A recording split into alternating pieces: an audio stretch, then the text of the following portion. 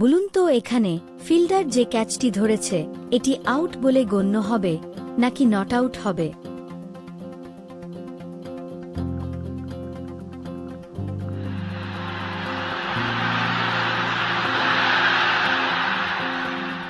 চলুন দেখি এ বিষয়ে আইসিসি রুলে কি উল্লেখ রয়েছে।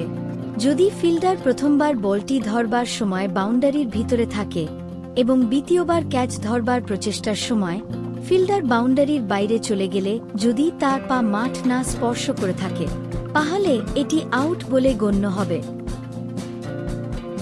চলুন এবার আমরা নিজেরাই বিশ্লেষণ করে দেখি। প্রথম চান্সে ক্যাচ ধরবার সময় কি ফিল্ডার বাউন্ডারি লাইনের ভিতরে আছে?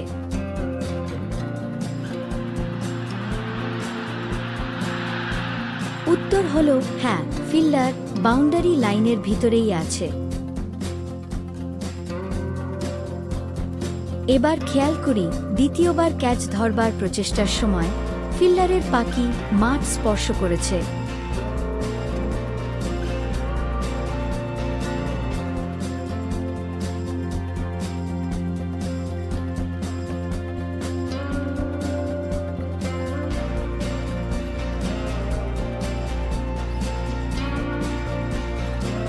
উত্তর হল না, ক্যাচ নেয়ার সময় ফিল্ডারের পা মাঠের উপরেই আছে।